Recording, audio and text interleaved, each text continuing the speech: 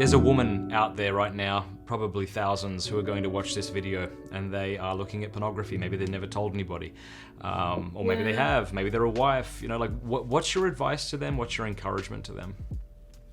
Oof. No pressure. I have practicals. I'll start with kind of the emotional, spiritual, and then I have practicals. I think first, dismantle the lie that you are alone. Hopefully the fact that I'm on this video is proof enough that you're not. But I have a community of hundreds of women waiting to receive you if you want to be a part of it. Hundreds. And growing by the dozens each week. And how can people tell people before what is the name of the ministry and how can they get involved? Yeah, so I started Magdala Ministries a little over a year ago, and it was born out of kind of some small group work that I did on my college campus. So kind of the genesis of it was actually a few years ago, but it went more international a year and a half ago. You can find us at magdalaministries.org. You can join a virtual small group. We're partnering with college campuses to start groups on college campuses. A few churches have reached out to us about partnerships as well. So if you're interested in starting a group in person, we can give you the materials to do so. We have our blog, our podcast, different resources. But we have married women, we have single women, we have women ages 18 to 80, we have women with children, we have women in professed religious life, we have women in 20 different countries. So this is whatever you're bringing to the table, basically. We've probably heard it before. So, and it's a joyful, beautiful community that I am blessed to be a part of. It's amazing. But I have a wonderful team of women around me who just work their tails off to make sure that you get what you need. So that's where you can find us. If you're interested in leading a small group, you can also sign up to potentially be a small group leader on our website as well, kind of under the same tab. So we're always looking for small group leaders. We need them desperately. But I think, start with the fact that you're not alone. And that this isn't the end. I think there's so much hope. I have in my own life, but then also just in my work every day, I get to see women tap into who they truly are, who God created them to be.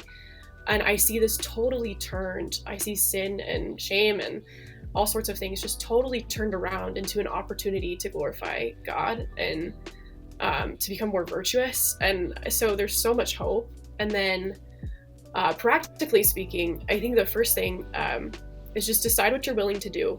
Decide what lengths you're willing to go to.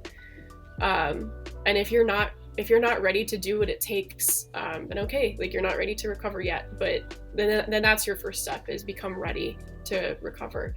If you are ready to do what it takes, I'm a big supporter of ditching social media. I think it's a gateway drug. I sound like a broken record. I'm a big fan of ditching the smartphone if that's what it takes. I haven't had a smartphone in a year. I've loved it. It's been a blessed life, even aside from just pornography addiction. I think we're way too entrenched in our smartphones. But ditch the media that's kind of keeping you entrenched, whether that's Netflix, smartphone, social media, whatever. And then get help. You have to tell people in order for this to go away. You cannot fight this by yourself. I fought it by myself for way too long. I know how hard it is to try to recover by yourself. Don't do it. Like, tell a pastor, tell a counselor, tell a trusted friend, tell a spouse, tell somebody. Start telling people. And you know who you can trust because you entrust them with other things. You know who can lead you. And so start telling people, even if the first people you tell are, the Magdala team, tell us, we're here. So start telling people. Can people reach out to you anonymously at first? Yeah.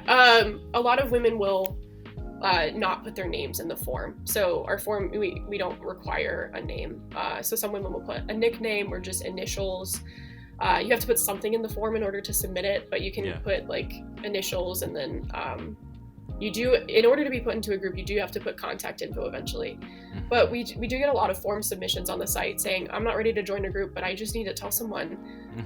Okay, I'm here to read those. I read every single form submission that comes through our website. So at this point, I think that's 750. Like, I have read every single one. I have another team member who also reads every single one, and we pray for you. Like, so your story is not lost on us. So yeah, you can submit it anonymously if that's more comfortable at first. But we'll probably try to get you into a group eventually. So that's our goal. Yeah. Seek accountability by telling people. That's important. It's key.